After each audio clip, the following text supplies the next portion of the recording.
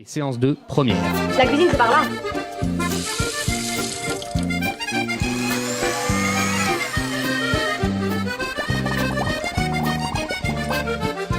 Dans l'arrière-cuisine des sciences. Quand on m'a dit que l'émission de ce mois-ci serait une spéciale cinéma pour le festival du court-métrage, j'ai été un peu désespéré, je vous l'avoue. Les liens entre création culturelle et sciences de nos jours sont malheureusement assez distendus et donnent l'image de monde hermétique. Notez que ça n'a pas toujours été le cas. À l'échelle de l'histoire des sciences, c'est même plutôt l'exception. Dans l'Antiquité, l'architecture a longtemps été confondue avec la géométrie et la théorie de la musique avec l'arithmétique. À la Renaissance, la sculpture européenne a évolué de pair avec les connaissances anatomiques et la peinture avec les représentations de l'espace et les théories de la vision qui sont au fondement de la physique classique. Si Léonard de Vinci était autant artiste que savant et Michel-Ange aussi grand sculpteur que passionné de dissection, ce n'est pas un hasard. Encore au XIXe siècle, l'invention de la photographie se fait nettement sentir sur l'évolution des sciences. Mais le cinéma, à ma connaissance en tout cas, peut-être en raison de sa jeunesse relative, peut-être en raison de cette distance apparue au tournant du XXe siècle entre monde artistique et scientifique, n'est pas un sujet tellement traité par l'histoire ou la philosophie des sciences. Alors essayons d'élargir un peu la focale. Si l'influence du cinéma sur l'évolution des connaissances scientifiques elles-mêmes ne semble pas flagrant aujourd'hui, contrairement aux arts qui l'ont précédé, ces rapports avec les sciences semblent être davantage des rapports d'extériorité. Le cinéma permet souvent de parler des sciences à un public supposé extérieur à ces sciences. On pense évidemment à la science-fiction ou à l'utilisation des films comme support documentaire qui se voient comme un véhicule privilégié pour rendre concret, intelligible les sciences et leur développement. Cette idée d'une extériorité entre un monde scientifique faisant face à la société, au grand public, nécessitant donc des médiateurs comme l'image animée peut en être un, nous semble parfaitement naturelle aujourd'hui. Elle a pourtant une histoire qui nous montre à quel point la place de la science dans la société, et donc aussi son image, son public, est étroitement liée à la conception que l'on s'en fait à une époque donnée. C'est au milieu du XIXe siècle que naît l'idée d'un public pour les sciences, et donc d'une médiation nécessaire entre ce public et les producteurs de sciences. On invente alors un mot pour ça, ce sera la vulgarisation. Dans la presse d'actualité, déjà, qui connaît un fort développement, et où des colonnes consacrées aux sciences apparaissent. En librairie, où des manuels de sciences pratiques se penchent sur des éléments de la vie quotidienne, quand d'autres promeuvent l'éducation des enfants. L'astronomie populaire de Camille Flammarion, où les ouvrages remplis de gravures soignées de Hetzel, l'éditeur de Jules Verne, font un tabac. Avec le succès des expositions universelles, enfin, où l'on exhibe les dernières inventions et on célèbre en public le progrès des sciences et des techniques.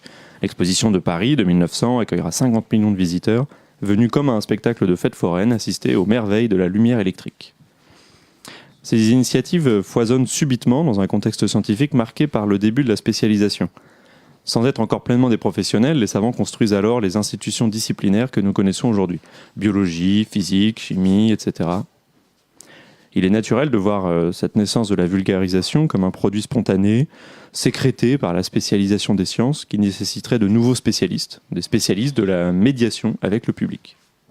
En réalité, loin d'être évidente à l'époque, cette nouvelle activité autour des sciences a été le produit d'un véritable activisme politique, où on convergeait des acteurs aux objectifs très différents.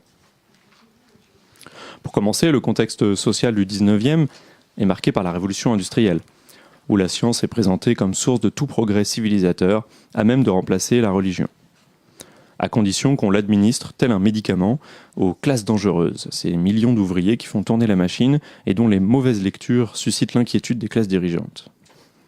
Au milieu de ce bain culturel, on trouve grossièrement deux groupes très différents, qui partagent l'opinion que la vulgarisation scientifique est nécessaire pour maintenir l'idée d'une unité de la science.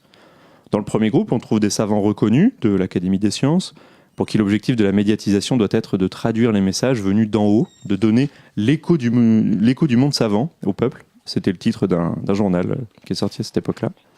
Pour assurer son adhésion aux valeurs de la science, mais aussi maintenir la cohésion entre les savants eux-mêmes, désormais cloisonnés entre disciplines, face aux non-savants, du coup. Pour le second groupe, la diffusion des sciences recouvre un objectif démocratique. Il s'agit de promouvoir une science populaire, permettant aux classes populaires de s'émanciper intellectuellement comme socialement, tout en rejetant l'académisme de la science officielle. On y trouve beaucoup d'amateurs de sciences, écrivains ou journalistes, mais également quelques grands noms comme Auguste Comte, qui donnera des années durant un cours d'astronomie populaire destiné aux ouvriers. L'idée est de promouvoir la science comme méthode intellectuelle, plutôt que de défendre ses institutions en place. L'ambiguïté de la vulgarisation ainsi conçue au XIXe siècle se retrouve encore aujourd'hui dans le mot même. L'expression de science populaire ou de popularisation des sciences, si elle est devenue le standard dans les pays anglophones, on parle de popular science ou de popularization, a presque disparu en France au profit de la seule vulgarisation. Celle-ci évoque un abaissement afin de mettre à la portée du vulgaire. Mais cette conception, rejetée par notre deuxième groupe et non assumée par le premier, fait que ce mot orphelin n'est véritablement revendiqué par personne. Il s'est donc imposé par défaut, faute de consensus, on pourrait dire. Dans l'entre-deux-guerres, la science se professionnalise, dans le contexte nationaliste d'affrontements économiques, culturels et évidemment militaires entre puissances. La science devient un enjeu politique bien plus direct que les implications morales auxquelles elle renvoyait au siècle précédent. C'est à cette époque qu'on crée le CNRS, par exemple. La nature de la vulgarisation change alors.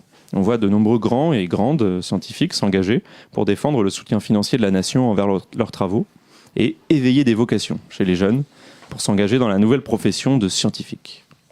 Le projet phare de cette période, c'était la réalisation du Palais de la Découverte à Paris, piloté par le prix Nobel de physique Jean Perrin. Le regard du public sur la science, qu'il soit lecteur ou spectateur, a radicalement changé encore aujourd'hui. La science-fiction que j'évoquais tout à l'heure interroge le lien entre science et progrès de la société, et la multiplication des films documentaires sur les questions de santé, d'agroalimentaire, de nucléaire, etc., montre autant d'intérêt que d'inquiétude face aux sciences actuelles. Nous jetons alors un regard étrange sur les publicités des années 30 qui vantaient les mérites du radium, forcément un progrès car produit de la science, pour vendre du talc pour bébé ou de l'eau radioactive qui améliore le teint. Si cette question vous intéresse, je vous conseille de lire Bernadette Binceau de Vincent, BENSAUDE, L'opinion publique et la science, chez La Découverte. Ou alors, un peu plus court, Un public pour la science, un article de 1993 que vous trouverez en libre accès sur Internet. I love you, Pumpkin. I love you, honey bunny.